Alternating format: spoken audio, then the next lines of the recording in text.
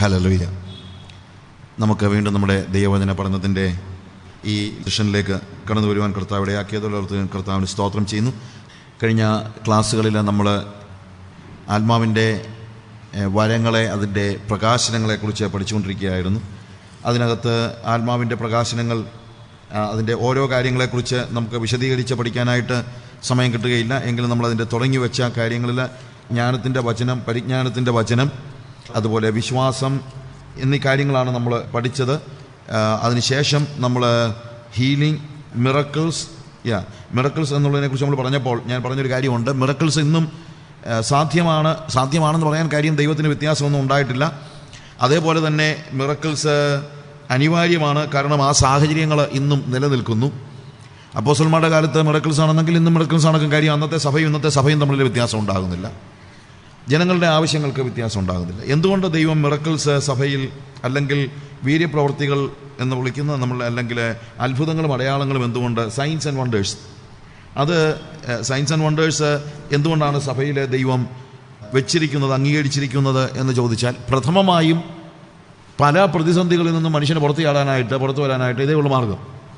Normal വേയിൽ എപ്പോഴും കാര്യങ്ങൾ നടക്കണമെന്ന് നിർബന്ധമില്ല. അതുകൊണ്ട് ഒരു സൂപ്പർ നാച്ചുറലായിട്ട് പല സമയത്തും കർത്താവ് നമ്മുടെ ജീവിതത്തിൽ ഇടപെടുന്നുണ്ട്. അങ്ങനെ ഒത്തിരി ഉദാഹരണങ്ങൾ നമ്മുടെ ഒക്കെ ജീവിതത്തിൽ ഉണ്ടായിട്ടുണ്ട്. അതായത് സ്വാഭാവികമായി നമ്മുടെ ജീവിതത്തിൽ നടക്കാൻ സാധ്യതയില്ലാത്ത കാര്യങ്ങൾ അതിഭൗതികമായ നിലയിൽ തന്നെ നടത്തിത്തരാനായിട്ട് ദൈവത്തിന് മടിയൊന്നുമില്ല. എന്ന് വെച്ചുകൊണ്ട് എല്ലാ ദിവസവും നമ്മൾ നടക്കുന്നത് ഓരോ സ്വാഭാവികമായിട്ട് യാതൊരു കാര്യവും നമ്മുടെ ജീവിതത്തിൽ നടക്കത്തില്ല എന്നുള്ളതല്ല. ഒരു പ്രതിസന്ധിയിൽ, ഇപ്പോൾ പത്രോസിനെ കാരാഗ്രഹത്തിൽ നിന്ന് ഒരു പ്രതിസന്ധിയിൽ ദൈവം എന്ത് ചെയ്യുന്നു? ഒരു അത്ഭുതം പ്രവർത്തിച്ച് അവനെ പുറത്തു കൊണ്ടുവരികയാണ്. അവിടെ ഒരു അത്ഭുതം അത്യാവശ്യമാണ്.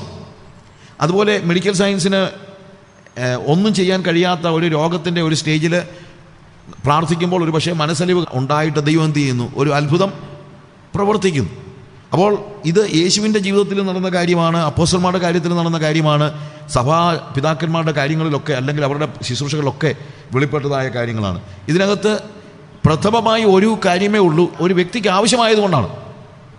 ഒരു വ്യക്തിക്ക് ആവശ്യമില്ലെങ്കിൽ, അതുകൊണ്ടാണ് ഞാൻ പറഞ്ഞത്, ഒരു മജീഷ്യനെ പോലെയോ അല്ലെങ്കിൽ ഒരു നമ്മുടെ പൗരസ്ത്യ മതങ്ങളിലെ ബാബാമാരെ പോലെയോ എന്തെങ്കിലും അത്ഭുതം കാണിച്ച് ഒരു ആളുകളെ വരുത്താനായിട്ട് ദൈവം ഒരിക്കലും അങ്ങനെ ചെയ്യത്തില്ല. യേശുവിൻ്റെ അത്ഭുതങ്ങളൊക്കെ നമ്മളൊന്ന് ആലോചിച്ച് നോക്കിയേ. ആളുകളെ വരുത്താനൊന്നുമല്ല യേശു അത്ഭുതം ചെയ്തതൊക്കെ, ഓരോ വ്യക്തികളുടെയും പ്രതിസന്ധികളുടെ സമയത്ത് അവർക്കൊരു വിടുതൽ എന്നുള്ളതായിരുന്നു. എന്നാൽ അങ്ങനെ ദൈവം ഇടപെടുമ്പോൾ അത് നമ്മുടെ ശുശ്രൂഷയ്ക്കുള്ള ഒരു അപ്രൂവലാണ് ഇല്ലെന്ന് ഞാൻ പറയുന്നില്ല. ഇപ്പം യേശുവിൻ്റെ കാര്യത്തിൽ, യേശുവിനെക്കുറിച്ച് അപ്പോസ്തല പ്രവൃത്തി 2-ാം അധ്യായത്തിൽ പൗലോസ് പെന്തക്കോസ്ത് നാളിൽ കൂടി വന്ന ജനങ്ങളോട് സംസാരിക്കുമ്പോൾ അതിൻ്റെ 22-ാമത്തെ വാക്യത്തിൽ, ഇസ്രായേൽ പുരുഷന്മാരെ, ഈ വചനം കേട്ടുകൊള്ളുവിൻ, നിങ്ങൾ തന്നെ അറിയുന്നത് പോലെ ദൈവം അവനെക്കൊണ്ട് നിങ്ങളുടെ നടുവിൽ ചെയ്യിച്ച ശക്തികളും അത്ഭുതങ്ങളും അടയാളങ്ങളും കൊണ്ട് ദൈവം നിങ്ങൾക്ക് കാണിച്ചു തന്ന പുരുഷനായി നസറായനായ യേശുവിനെ ദൈവം സ്ഥിരനിർണയത്താലും മുന്നറിവിനാലും ഏൽപ്പിച്ചിട്ട് നിങ്ങൾ അവനെ അധർമ്മികളുടെ കയ്യിൽ ഏൽപ്പിച്ചു. ദൈവം കാണിച്ചു തന്ന, അല്ലെങ്കിൽ ദൈവം അപ്രൂവ് ചെയ്ത എന്നുള്ള അർത്ഥത്തിലാണ് ഉപയോഗിക്കുന്നത്. അതായത് യേശു ക്രിസ്തുവിൻ്റെ പ്രവൃത്തികൾ ദൈവം അവനെ അപ്രൂവ് ചെയ്തു എന്നതിൻ്റെ തെളിവായിരുന്നു. ദൈവത്തിൽ നിന്നുള്ള അപ്രൂവലാണ് അവിടെ വിഷയം, അല്ലാതെ ഈ വ്യക്തിയുടെ പ്രത്യേകതയല്ല. യേശുവിൻ്റെ കാര്യത്തിൽ ഓഫ് കോഴ്സ്, എന്നാൽ യേശുവിൻ്റെ കാര്യത്തിൽ മാത്രമല്ല, താഴോട്ട് വായിക്കുമ്പോഴത്തേക്ക് അപ്പോസ്തലന്മാരുടെ കാര്യത്തിലും വായിക്കുമ്പോഴത്തേക്ക് ആ അപ്രൂവൽ മറ്റൊരാൾക്ക് മനസ്സിലാകത്തക്ക നിലയിൽ ആ അപ്രൂവൽ, പത്രോസ് പറയുന്നത് അതാണ്. എന്ത്? നിങ്ങൾക്ക് തന്നെ അറിയാമല്ലോ, യേശു ചെയ്ത പ്രവൃത്തികൾ ദൈവത്തിൻ്റെ അപ്രൂവൽ ഇല്ലാത്ത ഒരു വ്യക്തിക്ക് ചെയ്യാൻ കഴിയുന്ന ഒരു കാര്യം അല്ല എന്ന് നിങ്ങൾക്ക് തന്നെ അറിയാമല്ലോ എന്നാണ് പറയുന്നത്. അതാണ് നിങ്ങൾക്ക് കാണിച്ചു തന്ന വന്ന വാക്കുകൊണ്ടുണ്ടാകുന്ന അർത്ഥം. ഇനി അപ്പോസ്തല പ്രവൃത്തി 5-ാം അധ്യായത്തിൻ്റെ 12 മുതൽ 14 വരെയുള്ള വാക്യങ്ങൾ വായിക്കുമ്പോൾ അവിടെ അപ്പോസ്തലന്മാരെ കുറിച്ച് തന്നെ പറയുമ്പോഴത്തേക്ക്, അപ്പോസ്തലന്മാരുടെ കയ്യാൽ ജനത്തിൻ്റെ ഇടയിൽ പല അടയാളങ്ങളും അത്ഭുതങ്ങളും നടന്നു. അവർ എല്ലാവരും ഏകമനസ്സോടെ ശലോമോന്റെ മണ്ഡപത്തിൽ കൂടി വരിക പതിവായിരുന്നു. നോക്കുക, അവർ മുഖേന അങ്ങോട്ട്, അല്ലെങ്കിൽ അവർ മുഖേന നടക്കുന്നതായ അത്ഭുതങ്ങൾ ഒരു വലിയ അപ്രൂവലിനുള്ള ഒരു കാരണമായി തീരുകയാണ്. മണ്ഡപത്തിൽ കൂടി വരിക പതിവ്. മറ്റുള്ളവരിൽ ആരും അവരോട് ചേരുവാൻ തുനിഞ്ഞില്ല. ജനമോ അവരെ പുകഴ്ത്തിപ്പോന്നു. ജനം അവരെ പുകഴ്ത്തിപ്പോന്ന് പറയുമ്പോഴത്തേക്ക് ഒരു പ്രൈസ് എന്നുള്ള അർത്ഥത്തിലല്ല, ആളുകൾ ഒരു മാർവൽ ചെയ്യുകയാണ്. ഇവർ ചെയ്യുന്ന ഈ പ്രവൃത്തികൾ ദൈവത്തിൻ്റെ ഇടപെടൽ കൊണ്ട് മാത്രം നടക്കുന്നതാണെന്ന് ജനങ്ങൾക്ക് ബോധ്യമാകുന്ന രീതിയിൽ, അല്ലെങ്കിൽ ദൈവത്തിൻ്റെ അപ്രൂവൽ, ദൈവത്തിൻ്റെ ഒരു സീല് അവരുടെ മേൽ വന്ന് പതിയുന്നതാണ് നമ്മൾ കാണുന്നത്. പക്ഷേ ഇവരാരും അവരുടെ വീര്യപ്രവൃത്തികളുടെ പേരെടുക്കാനായിട്ട് പരിശ്രമിക്കുന്നില്ല എന്നുള്ളത് നിങ്ങൾ മറന്നു പോകരുത്. പ്രത്യേകിച്ച് നമ്മൾ സുന്ദരം എന്ന ദേവാലയ മണ്ഡപത്തിൻ്റെ അവിടെ വെച്ച് സൗഖ്യമായ ലെയിം മാൻ്റെ കാര്യത്തിൽ പത്രോസ് യോഹന്നാനും ചോദിക്കുന്നത്, നിങ്ങൾ എന്താണ് ഞങ്ങൾ എന്തോ ചെയ്ത രീതിയിൽ നിങ്ങൾ ഞങ്ങളെ നോക്കുന്നത് എന്താണെന്ന് ചോദിക്കുന്നത്. അതായത് അങ്ങനെ ഞങ്ങളെ ഒരു സ്പെഷ്യലായിട്ട് നോക്കാൻ ഞങ്ങൾ ആരും ഒരു ഡിഫറെൻ്റ് ആൾക്കാരല്ലെന്നാണ് പറയുന്നത്. പക്ഷേ ഇന്ന് ഏതെങ്കിലും ഒരാളുടെ കയ്യിലൂടെ എന്തെങ്കിലും അത്ഭുതം നടന്നു കഴിഞ്ഞാൽ ഞങ്ങളൊരു സ്പെഷ്യൽ ബ്രീഡിൽപ്പെട്ട ആളാണെന്ന് മറ്റുള്ളവർക്ക് ബോധ്യപ്പെടുത്തുന്ന രീതിയിൽ കാര്യങ്ങൾ കാണിക്കാനും, ആരെങ്കിലും ഒരാൾ സൗഖ്യമാകുകയോ വല്ലതും ചെയ്തു കഴിഞ്ഞാൽ സ്റ്റേജിൽ കൊണ്ടുവന്ന് ഭയങ്കര സാക്ഷ്യമൊക്കെ സാക്ഷ്യം പറയുമ്പോൾ നമ്മൾ പറയുന്നത് ദൈവനാമോഹത്വത്തിന് എല്ലാവരും കൈയടിച്ചാട്ടെ. എല്ലാവരും കൈയടിക്കുന്നതൊന്നും ദൈവത്തിനൊന്നും അല്ല. ശരിക്കും പറഞ്ഞു കഴിഞ്ഞാൽ ഇത് നടത്തുന്ന ആളിൻ്റെ കാര്യവുമായിട്ട് ബന്ധപ്പെടുത്തിയാണ് പലപ്പോഴും ഉണ്ടാകുന്നത്. വാസ്തവത്തിൽ അത് ഞാൻ ഇന്ന് രാവിലെ ഓർപ്പിച്ചതുപോലെ ശിമോൻ്റെ കാര്യത്തിൽ എന്നതുപോലെ ദൈവം പൊറുക്കാൻ ബുദ്ധിമുട്ടുള്ള വലിയ ഒരു അപകടകരമായ, അതായത് കൃപാവരങ്ങൾ ഒരു കാരണവശാലും സ്വന്തം പ്രശസ്തിക്ക് വേണ്ടിയോ പണസമ്പാദനത്തിന് വേണ്ടിയോ ഉപയോഗിക്കാൻ പാടില്ല എന്നുള്ളതാണ് നമ്മൾ കാണുന്നത്. സ്തേഫാനോസിൻ്റെ കാര്യത്തിലും അപ്പോസ്തലപ്രവൃത്തി 6-ാം അധ്യായത്തിൻ്റെ 8-ാമത്തെ വാക്യം അവിടെ വായിക്കുമ്പോൾ, അനന്തരം സ്തേഫാനോസ് കൃപയും ശക്തിയും നിറഞ്ഞവനായി ജനങ്ങളിൽ വലിയ അത്ഭുതങ്ങളും അടയാളങ്ങളും ചെയ്തു എന്നാണ് നമ്മൾ കാണുന്നത്. പൗലോസും ബർന്നബാസും അപ്പോസ്തലപ്രവൃത്തി 14-ാം അധ്യായത്തിൻ്റെ 3-ാം വാക്യം വായിക്കുമ്പോൾ അവിടെയും ഇതേപോലെ തന്നെ അവരുടെ മിഷണറി യാത്രയിലെ മറ്റുള്ള ജനങ്ങളുടെ മധ്യത്തിൽ ചെന്ന സമയത്ത് അതിൻ്റെ 3-ാമത്തെ വാക്യത്തിൽ, എന്നാൽ അവർ വളരെ കാലം അവിടെ പാർത്തു, കർത്താവിൽ ആശ്രയിച്ച് പ്രാഗൽഭ്യത്തോടെ പ്രസംഗിച്ചുകൊണ്ടിരുന്നു. അവർ തൻ്റെ കൃപയുടെ വചനത്തിന് സാക്ഷി നിന്ന് അവരുടെ കയ്യാൽ അടയാളങ്ങളും അത്ഭുതങ്ങളും ഉണ്ടാകുവാൻ വരം നൽകി. നോക്കുക, അപ്പോൾ അത്ഭുതങ്ങളും അടയാളങ്ങളും പൗലോസും ബർന്നബാസും ചെയ്തത് നമ്മളവിടെ കാണുന്നുണ്ട്. എന്നാൽ അതുകൊണ്ട് മാത്രം അവിടെ സഭയുണ്ടായെന്ന് നമ്മൾ കാണുന്നൊന്നുമില്ല. അത് പലപ്പോഴും നമുക്കുണ്ടാകുന്ന ഒരു തെറ്റിദ്ധാരണയാണ്. അടയാളങ്ങളും അത്ഭുതങ്ങളും നടന്ന ഉടനെ തന്നെ സഭയുണ്ടാകും എന്നുള്ള ഒരു ചിന്ത. അങ്ങനെയല്ല. പല സ്ഥലത്തും ഹിസ്റ്ററിയിൽ നോക്കുമ്പോഴത്തേക്ക് അത് പലപ്പോഴും കൂടുതൽ ഉപദ്രവങ്ങൾക്കും കൂടുതൽ പ്രശ്നങ്ങൾക്കും ഒരു പരിധി വരെ ചിലപ്പോഴോ പല പ്രാവശ്യവും ഇത് ചെയ്യുന്ന ആളുകളെ ഒരു ബാബ പോലെ കണക്കാക്കുകയും, നോർത്ത് ഇന്ത്യയിലൊക്കെ എന്തെങ്കിലും രീതിയിലൊരു കാര്യം നടന്നാൽ പിന്നീട് ഉണ്ടാകുന്ന വലിയൊരു പ്രശ്നം അതാണ്. ഇത് ചെയ്യുന്ന ആൾ വലിയ ഒരാളായിട്ടായിരിക്കും പിന്നീട് മറ്റുള്ളവരൊക്കെ കണക്കാക്കുന്നത്. ഒരു ഹിന്ദു അല്ലെങ്കിൽ ഒരു മറ്റ് റിലീജിയനിലുള്ള ഒരു ബാബായെ നോക്കുന്നത് പോലെ നോക്കാൻ ഉള്ള സാധ്യത നമുക്ക് ഒരിക്കലും തള്ളിക്കളയാനായിട്ട് പറ്റുകയില്ല. അതുകൊണ്ട് നമ്മുടെ കയ്യാൽ അടയാളങ്ങളും അത്ഭുതങ്ങളും നടക്കുന്നത് ഒരു തെറ്റായ കാര്യമല്ല, വളരെ അത്യാവശ്യമുള്ള കാര്യമാണ്. പക്ഷെ അതിൻ്റെ പ്രാഥമികമായ ലക്ഷ്യമെന്ന് പറയുന്നത് നമ്മളുടെ പേര് ഉയർത്തുവാൻ വേണ്ടിയല്ല, ദൈവം അവരുടെ ഇടയിൽ പ്രവർത്തിക്കുന്നു എന്നുള്ള, അല്ലെങ്കിൽ നമ്മുടെ പ്രവൃത്തിയെ ദൈവം അപ്രൂവ് ചെയ്യുന്നു എന്നുള്ളതാണ്. അതാണ് എൻ്റെ ഫസ്റ്റ് ആസ്പെക്റ്റ്. എന്നാൽ സെക്കൻഡ് ആസ്പെക്റ്റ് എന്ന് ചോദിച്ചു കഴിഞ്ഞാൽ, ഇങ്ങനെ ദൈവം നമ്മുടെ ജീവിതത്തിൽ പ്രവർത്തിക്കുമ്പോൾ നമുക്ക് ഒരു ധൈര്യം ലഭിക്കുന്നുണ്ട്. അപ്പോസ്തലപ്രവൃത്തി 4-ാം അധ്യായത്തിൻ്റെ 30-ാം വാക്യത്തിൽ ഫസ്റ്റ് ആസ്പെക്റ്റ് തീർച്ചയായും എന്താണ്? നമ്മുടെ പ്രവൃത്തിയിൽ ദൈവത്തിൻ്റെ അപ്രൂവൽ എന്നുള്ളതാണ്. എന്നാൽ രണ്ടാമത്തെ ഒരു കാര്യമെന്ന് പറയുമ്പോഴത്തേക്ക് 4-ാം അധ്യായത്തിൻ്റെ 30-ാമത്തെ വാക്യത്തിൽ നമ്മൾ അവിടെ പത്രോസിൻ്റെ യോഹന്നാൻ്റെ ഈ കാര്യത്തിൽ തന്നെയാണെങ്കിലും, സൗഖ്യമാക്കുവാൻ നിന്റെ കൈ നീട്ടുന്നതിനാലും നിന്റെ പരിശുദ്ധദാസനായ യേശുവിൻ്റെ നാമത്താൽ അടയാളങ്ങളും അത്ഭുതങ്ങളും ഉണ്ടാകുന്നതിനാലും നിന്റെ വചനം പൂർണ്ണ ധൈര്യത്തോടും കൂടെ പ്രസ്താവിപ്പാൻ നിന്റെ ദാസന്മാർക്ക് കൃപ നൽകണമേ എന്ന് പറയുന്നത്. അപ്പോൾ അവിടെ തീർച്ചയായും science and wonders first of all ദൈവത്തിൻ്റെ അപ്രൂവലിൻ്റെ ഒരു ബോധ്യം നമുക്ക് തരുന്നു എന്ന് തന്നെയല്ല, നമുക്ക് പ്രവർത്തനങ്ങളിൽ മുന്നേറുവാനുള്ള ഒരു ധൈര്യം നൽകുന്നു. അതിൻ്റെ തേർഡ് ആസ്പെക്റ്റ് എന്ന് ചോദിച്ചു കഴിഞ്ഞാൽ, അത് ദൈവത്തിൻ്റെ ഒരു ഭാഷയാണ്. ആരോടുള്ള ഭാഷ? അത് എന്നോടുള്ള ഭാഷയല്ല. ഈ അടയാളങ്ങളാലും അത്ഭുതങ്ങളാലും വിടുവിക്കപ്പെടുന്നതായ ജനങ്ങളോടുള്ള ദൈവത്തിൻ്റെ ഒരു ഭാഷയാണ്, ഒരു ലാംഗ്വേജാണ്. It's a sign. എന്താണ്? ആ വ്യക്തിയുടെ ജീവിതത്തിൽ ദൈവം കൺസേൺഡ് ആണ് എന്നുള്ളതാണ്.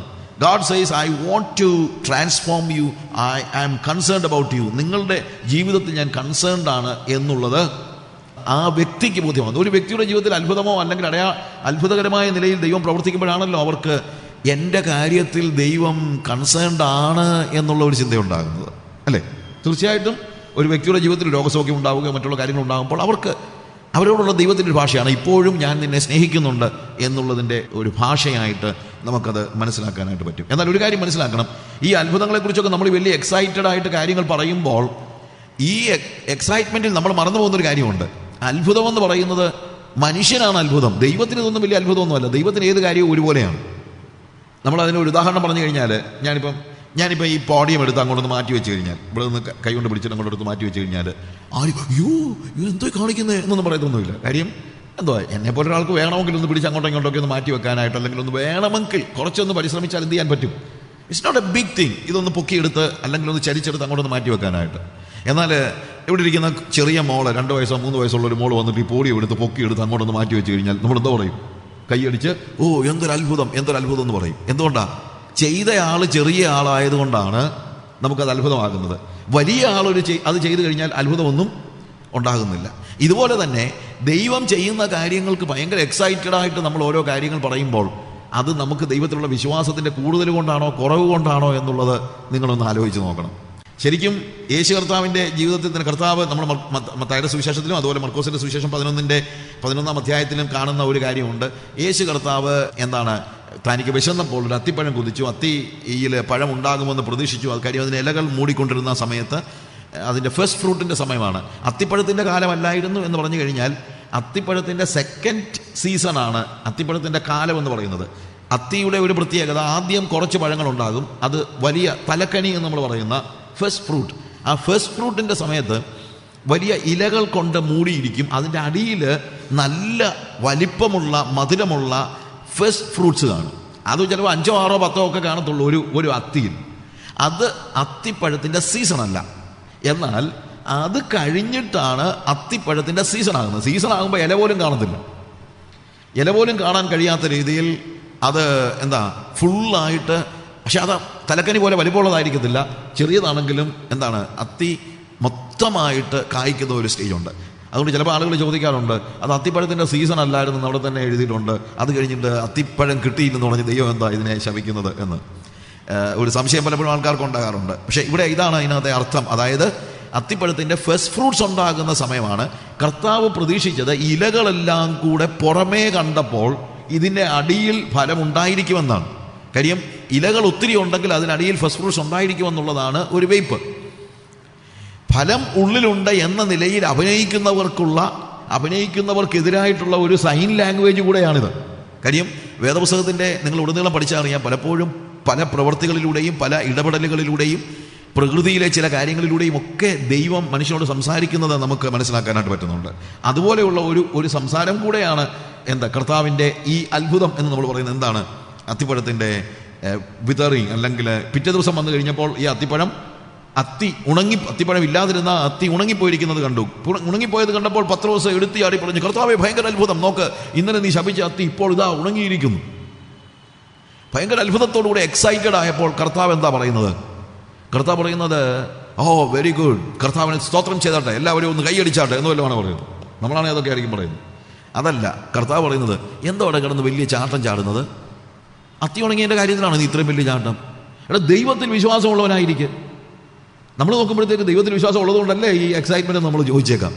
അല്ല, കാരണം ദൈവം എത്ര വലിയവനാണെന്നുള്ള ബോധ്യമില്ലാത്തത് കൊണ്ടായി ചെറിയ കാര്യം നടന്നപ്പോൾ എന്ത് പറയുന്നത്, ഭയങ്കര എക്സൈറ്റഡ് ആകുന്നത്. ദൈവത്തിൽ വിശ്വാസമുള്ളവനായിരിക്കുക. വിശ്വസിച്ചുകൊണ്ട് ഈ മലയോട് കടലിൽ പോകാൻ പറഞ്ഞാൽ അതും സംഭവിക്കും. അതിനിടയ്ക്ക് ഒരു അത്തി ഉണങ്ങിയെന്ന് പറഞ്ഞുകൊണ്ട് അവൻ കിടന്ന് ചാടുക എന്നാണ് കർത്താവിൻ്റെ ഭാഷയുടെ അർത്ഥം. ഞാൻ പറഞ്ഞത് എന്താണെന്ന് ചോദിച്ചാൽ, നമ്മൾ പലപ്പോഴും ഒരു മൂക്കൊലിപ്പ് ഉണ്ടായി കഴിഞ്ഞിട്ട്, അല്ലെങ്കിൽ ഞാനിപ്പോൾ ഒരു ചെറിയൊരു പനിയുമായിട്ടൂടെ വന്നിട്ട് ഞാൻ പറയുകയാണ്, ഞാനൊരു പനിയായിരുന്നു കഴിഞ്ഞ ആഴ്ച, ഈ യോഗത്തിന് മീറ്റിങ്ങിന് വരാൻ പറ്റുമെന്ന് ഞാൻ ചിന്തിച്ചില്ല, അതുപോലെ എനിക്ക് നല്ല പനി ഉണ്ടായിരുന്നു, പക്ഷേ കർത്താവ് സൗഖ്യമാക്കി എന്ന് പറഞ്ഞാൽ ഇവിടെ ആരും ഭയങ്കര എടുത്തിയാടി അല്ലലിയോ എന്ന് പറയത്തൊന്നുമില്ല. എന്നാൽ അതേസമയം ഒരാൾ വന്നിട്ട് പറയുകയാണ്, ഞാൻ ക്യാൻസർ ബാധിതനായിരുന്നു, ഞാൻ അതിൻ്റെ ഫൈനൽ സ്റ്റേജിലായിരുന്നു, ഞാൻ ലേക്ക് ഷോർ ഹോസ്പിറ്റലിൽ കൊണ്ടുപോയി കാണിച്ചപ്പോൾ അവർ പറഞ്ഞു ഞാൻ 6 ദിവസമേ ജീവിക്കത്തുള്ളൂ. ഇപ്പോൾ 6 ദിവസമല്ല, 6 ആഴ്ചയല്ല, 6 മാസമല്ല, കഴിഞ്ഞ 6 വർഷമായി ഞാൻ ഇപ്പോഴും ജീവിക്കുന്നു പറഞ്ഞു കഴിഞ്ഞാൽ എന്തൊരു ബഹളമായിരിക്കും നമ്മുടെ സഭയിൽ. എന്തുകൊണ്ടാണ്? അയ്യോ, ക്യാൻസർ സൗഖ്യമായതല്ലേ, പനി സൗഖ്യമായെന്ന് പറഞ്ഞപ്പോൾ എന്താ ഇത്രയും വലിയ ചാട്ടം ചാടാഞ്ഞത്? നമുക്കറിയാമല്ലോ, പനി എന്ന് പറഞ്ഞു കഴിഞ്ഞാൽ എന്തോന്നാണ്, ഒരു പാരസെറ്റമോൾ കഴിച്ചാലും മാറും. ഇപ്പം കർത്താവ് സൗഖ്യമാക്കി, it's not a big thing. പക്ഷെ പനി പോലെയാണോ ബ്രദറെ ക്യാൻസർ? ഞാൻ പറയട്ടെ, ദൈവത്തിന് പനിയും ക്യാൻസറും എല്ലാം ഒരുപോലെയാണ്. You understand? ദൈവത്തിന് പനിയും ക്യാൻസറും എല്ലാം ഒരുപോലെയാണ്. പനി വന്ന സൗഖ്യമായാലും അത് സൗഖ്യമാക്കിയതാരാണ്? ദൈവമാണ്. ക്യാൻസർ വന്ന് സൗഖ്യമാക്കിയാലും അത് സൗഖ്യമാക്കിയതാരാണ്? കർത്താവാണ്. കർത്താവിന് ഇത് രണ്ടും ഒരുപോലെ ഉള്ളൂ. കാര്യം അവൻ്റെ അളവറ്റ ശക്തിയുടെ വലിപ്പം എന്തെന്ന് നമ്മൾ അറിഞ്ഞു കഴിയുമ്പോഴാണ് അവൻ ചെയ്യുന്ന പ്രവൃത്തികൾ, അവൻ നമ്മുടെ ജീവിതത്തിൽ ചെയ്യുന്ന പ്രവൃത്തികൾ വലിയ എക്സൈറ്റ്മെൻ്റ് ഒന്നും അല്ല, അതൊരു സ്വാഭാവികമായിട്ട് നമുക്ക് തോന്നുന്നു. കാര്യം അവൻ അത്രയ്ക്കും വലിയവനാണല്ലോ. When you know your God, who your God is, how great your God is, then you know what happens. ഈ എക്സൈറ്റ്മെൻ്റ് അല്ല, ഒരു സ്നേഹം, കുറെ കൂടെ അടുപ്പം, ഒരു സന്തോഷം, അതൊക്കെയാണ് ഇല്ലേ? കർത്താവിനെ നമ്മൾ അറിയുമ്പോഴുണ്ടാകുന്ന ഏറ്റവും വലിയ പ്രത്യേകതയാണ് അവൻ നമ്മുടെ ജീവിതത്തിൽ ചെയ്യുന്ന എല്ലാ കാര്യങ്ങളും നമ്മളോടുള്ള മനസ്സലിവിൻ്റെ ഭാഗമായി അവൻ ചെയ്യുന്നത്. അപ്പോഴെന്താ നമ്മൾ ചെയ്യുന്നതെന്ന് അറിയാമോ? ഏറ്റവും ചില്ലറ കാര്യത്തിനും കർത്താവിനെ സ്തോത്രം ചെയ്യാൻ തുടങ്ങും. ദൈവത്തിന് ശരിയായിട്ട് വിശ്വാസമില്ലെങ്കിൽ വലിയ വലിയ കാര്യം ചെയ്താലേ സ്തോത്രം ചെയ്യാൻ പറ്റുള്ളൂ. ഇവിടെ പേന എഴുതിക്കൊണ്ടിരിക്കുന്ന കൂട്ടത്തിൽ പെട്ടെന്ന് തെളിഞ്ഞില്ല, അത് നന്നായിട്ട് തെളിയാണെങ്കിലും അന്നേരം നമ്മൾ എന്തോ ചെയ്യും? കർത്താവേ സ്തോത്രം, ഓ പ്രൈസ് ദി ലോർഡ്. കാര്യം ശരിയായിട്ട് തെളിയാത്ത പേന നന്നായിട്ട് തെളിയുന്നതും എൻ്റെ ക്യാൻസർ സൗഖ്യമാകുന്നതും എല്ലാം ദൈവത്തിനൊരുപോലെ ഉള്ളൂ. ഇന്നയോളമാരും കേൾക്കാത്ത, ഇന്നോളം കണ്ണു കണ്ടിട്ടില്ലാത്ത അത്ഭുത നന്മകൾ എനിക്കായി യേശു ഒരുക്കുന്നു.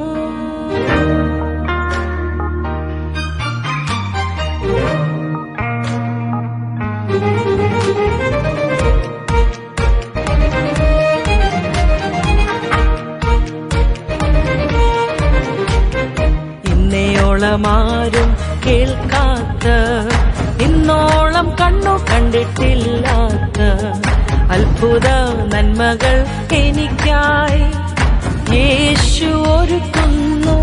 വിശ്വാസ കണ്ണാൽ ഞാൻ കണ്ടിടുന്നു. യേശുവിൻ നാമത്തിൽ വിടുതൽ, യേശുവിൻ നാമത്തിൽ സൗഖ്യം, യേശുവിൻ നാമത്തിൽ അഭിഷേകം. യേശുവേ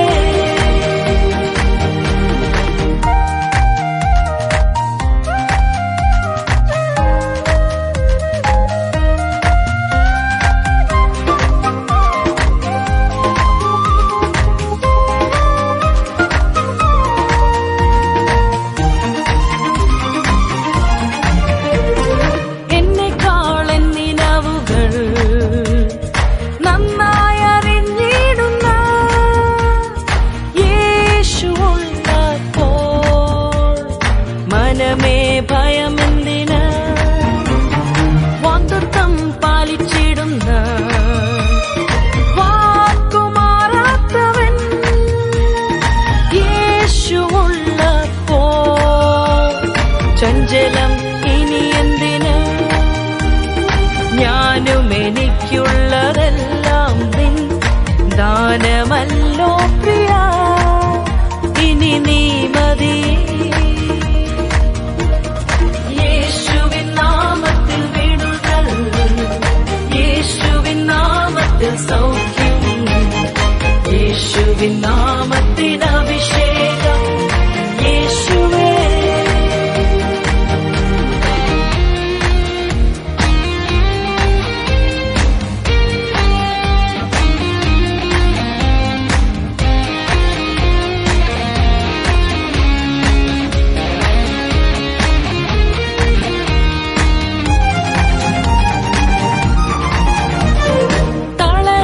കഷ്ടങ്ങളിലും കൃപയാൽ നിന്നിടുവാൻ ബലം തരിക നാഥനെ, നയിക്കുക എന്നേശുവേ.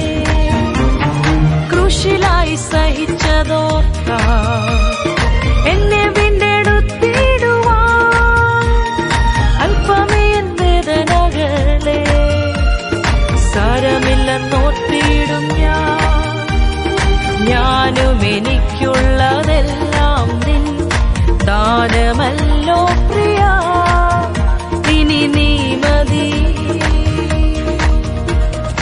ഇന്നയോളമാരും കേൾക്കാത്ത, ഇന്നോളം കണ്ണു കണ്ടിട്ടില്ലാത്ത അത്ഭുത നന്മകൾ എനിക്കായി യേശു ഒരുക്കുന്നു. വിശ്വാസ കണ്ണാൽ ഞാൻ കണ്ടിടുന്നു. യേശുവിൻ നാമത്തിൽ വിടുതൽ, യേശുവിൻ നാമത്തിൽ സൗഖ്യം, യേശുവിൻ നാമത്തിൽ അഭിഷേകം. യേശുവേ യേശുവിൻ നാമത്തിൽ വിടുതൽ, യേശുവിൻ നാമത്തിൽ സൗഖ്യം, യേശുവിൻ നാമത്തിൽ